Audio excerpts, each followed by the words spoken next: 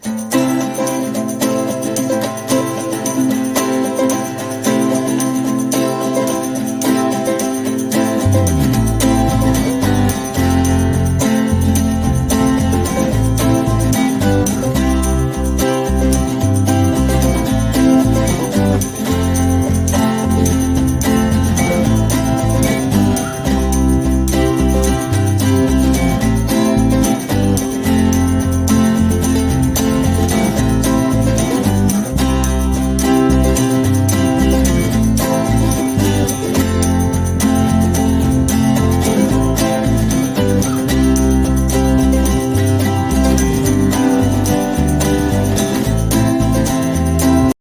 that puts me onto this contribution of Azad, who many in Malayalam films are forgotten in, and also Ramchandra Babu. He died. I met him, about his first film, which is John Abraham's first film, also. So there's a lot of talk about the visualization of that NIRMALYAM. It was indeed possible for a new filmmaker like MT, how a big writer he was, thanks to Ramchandra Babu and Azad. Azad later made a film called Vilkan and the Sapnangal, which is Dreams for Sale, about the Gulf migration. I think that was the first major film on Gulf migration in Kerala, which these days you get every year 1 or 2 films. So Azad also trained from FTI. They say that in terms of visualization, MT's NIRMALYAM stands out thanks to this contribution, as you acknowledge, about Ramchandra Babu and the associate director Azad. So how do you see that? Because MT was new to this medium, though he was associated, he was FFC, Film Finance Corporation Director Board member, and he was fascinated by films, and he used to see all the films in Calicut Film Society, and he was, I think, the jury of many national and state awards and all. With this combination, the writer, a good trained filmmaker who's an associate director, and a cameraman who was experimenting with lights and shades a lot during those days. So how do you see this? Do you think that this combination worked well for this film? Well, for the first film that MT Vasudevan Nair made, this is an incredible film because he was able to put together a whole lot of crew members, as you just mentioned, who were able to bring together a fantastic grouping. And even the actors, I'm told that PJ Antony has never done such a role before. I might be wrong, I might be right, but I'm told that he was a villain in most of his films earlier. But here he is shown as a very positive and helpless person. Now, these are the kinds of changes. Yeah, he was a good actor in theater. He used his own theater. He used to write, dramas for theater, and he had his own theater group. So that way, he was a very strong actor in his own, and an intellectual in his own right. That comes through in this film. That comes through very much in this film. I mean, a person who didn't know how his field of acting wouldn't have been able to do what he did in NIRMALYAM. It's a remarkable acting performance, and it comes through his knowledge of the medium. Also comes through because he is able to show subtle inferences which might or might not be captured easily by the viewer, because he is able to look at various things in an oblique way. Even when he sees what is happening to his wife and the moneylender, his attitude is not what you would expect. It is of a person who is in another world, transformed into a thoughtful kind of, he's probably reviewing his life when he is shown on camera as he walks to the temple. He is not a person who is aggressive at that time. It's only when he goes into the temple and starts dancing that the aggression comes in. Till then, he is reflecting about what has happened. No, but And that's a beautiful. yeah, but he is seen as someone with a lot of pent-up anger in him. But he gives expression to the in the last sequence. That too, not against others, but his own favorite deity. He says that, he spits the blood on the deity Right. and then collapses. So that way, I think that Right. characterization, the fact that MD could characterize such a person he was a devotee, he was an oracle, and then taking on the deity. Right. He is not taking on his wife or a moneylender or even his son. He's not taking on his son or anybody. So that way, I think that is a very, very, very subtle but very strong statement which MT did. Is it not? It is a strength of the story writer that comes through here. It is it's MT Vasudevan Nair, whom I never met. I have never even seen him in real life. I've only seen photographs of him, but he is remarkable. And I wish his writings, his writings go on and is seen by read by people outside of Malayalam readership. I hope his writings get translated. People get to read what he has written, and his films. I hope they do get a bigger audience than they are getting at the moment. Okay. Okay. I wish NIRMALAYAM can be shown in different places around the world as a good Malayalam film, as along with other films of the state. But that rarely happens. Yeah, one of the reasons is that people say that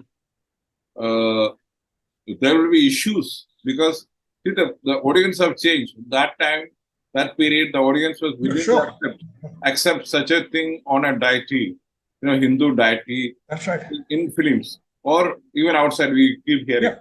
But today, there'll be people who are making hue and cry. In fact, many people say that such absolutely, I agree with you.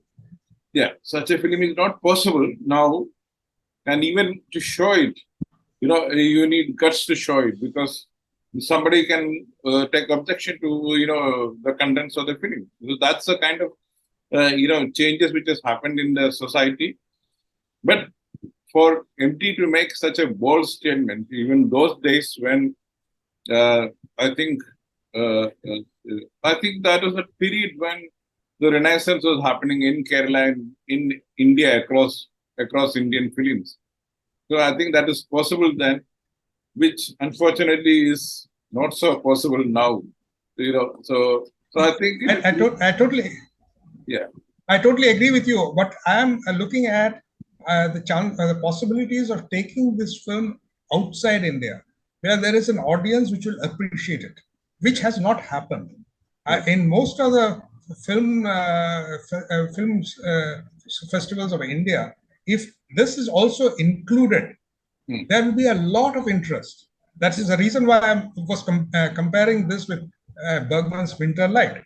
A person who can appreciate Bergman's Winter Light will see this as an equal film with a different ending. I mean, that's something that is remarkable and could be very much appreciated by people abroad. I'm not trying to project it within India, which I totally agree might not be acceptable in today's world, but it might be very well accepted abroad and appreciated.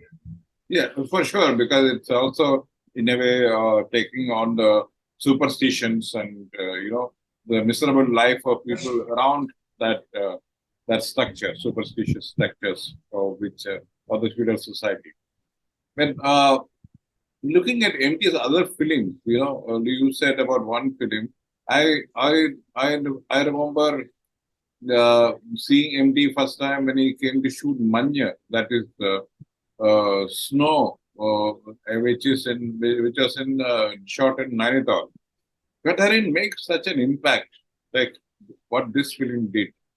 So one of the things people say that look, MT couldn't this, as you rightly said, Nirmalyam was its strength was the storyline and the characters. Right. So, which means that he was a good craftsman as far as storytelling is concerned, fiction is concerned, fiction writing is concerned. So, do you think that did he get caught in the fiction writing more? And when filmmaker needs a different kind of orientation, visualization, situations and sequencing and mise scene and everything. So don't you think? Do you think that he got because he's still celebrated as a big writer, not a filmmaker in Kerala. But of course, That is a very yeah. That is a very interesting question that you have asked me. I found that he has left filmmaking and continued with writing with much more vigor. And one of my best films, which was written by M.T. Vasudevan Nair in Malayalam language, is Perumdachan. Yeah. Perumdachan. Yes. That is remarkable, and it's again a work of M.T. Vasudevan Nair. And the storyline is so beautiful. Again, just like it has got again parallels with Nirmalyam, how the father reacts with the son, and how his mood changes towards the love for his son, and that is again a very interesting thing that only a good writer like M.T. Vasudevan Nair could really underscore. And I found that this an interesting change for M.T. Vasudevan Nair to allow his story to be made by another director. And that also is a very good film.